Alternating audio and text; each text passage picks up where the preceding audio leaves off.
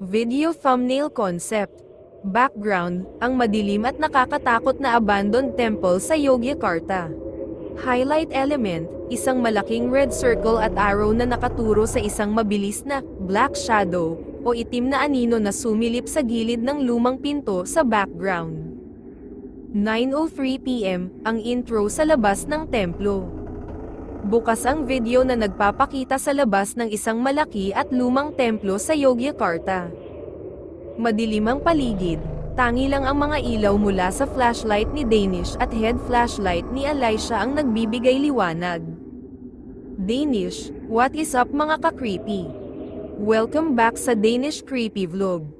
Ngayong gabi, alas 9 ng gabi, nandito tayo sa isa sa mga pinakalumang abandoned temple dito sa Yogyakarta.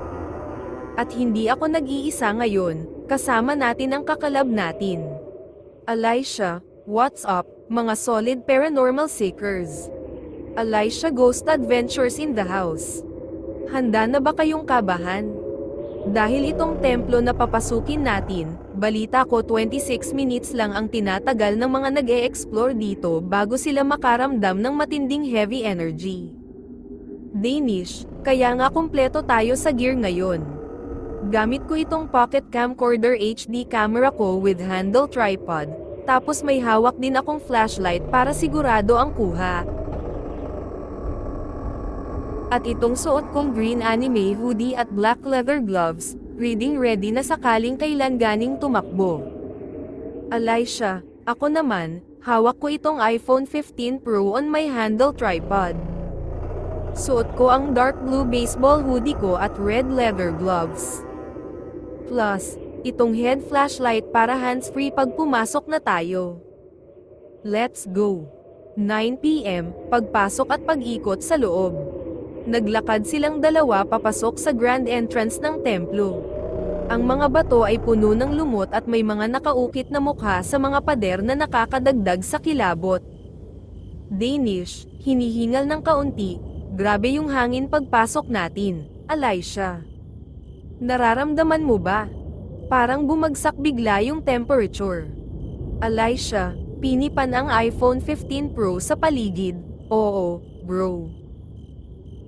Tignan mo itong mga pader.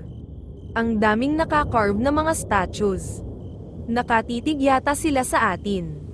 Wala pang 5 minuto pero ang bigat na agad sa dibdib. Danish, itinutok ang pocket camcorder sa isang mahabang hallway. Sundan natin tong hallway na to. Ingat ka sa nilalakaran mo, madaming basag na bato dito. 9:12 PM, ang eerie silence sa gitna ng templo. Pumasok sila sa isang malaking kwarto na parang dating prayer room.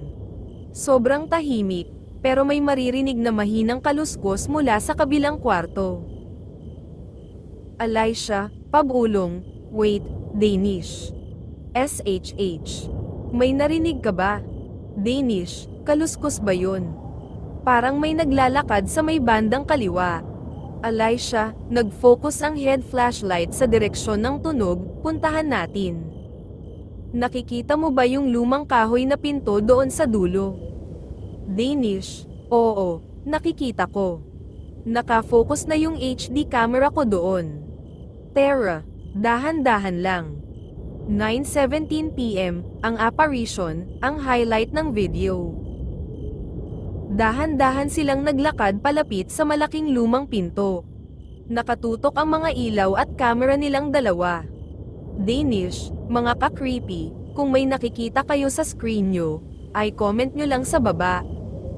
Kasi ako, parang namimigat yung braso ko. Biglang may mabilis na gumalaw. Isang napakaitim na anino ang mabilis na dumaan at sumilip sa gilid ng lumang pinto bago ito tuluyang naglaho sa dilim. Danish, gulat, napaatras ng konti, wow. Alicia, nakita mo yun? Alicia, nanlaki ang mga mata, nanginginig ang hawak sa iPhone, bro. Anino ba yun? Sa may gilid ng pinto. Parang tao na sobrang itim at mabilis tumakbo paloob. Danish, nakuha ng camera ko yun for sure. Sobrang bilis niya, tumawid siya sa gilid. Mga ka-creepy, I rewind nyo mamaya. I-circle natin yan sa editing. 9:27 PM, The Panic and Outro. Parehas silang nagpapanik pero sinubukan pa rin nilang silipin ang loob ng pinto.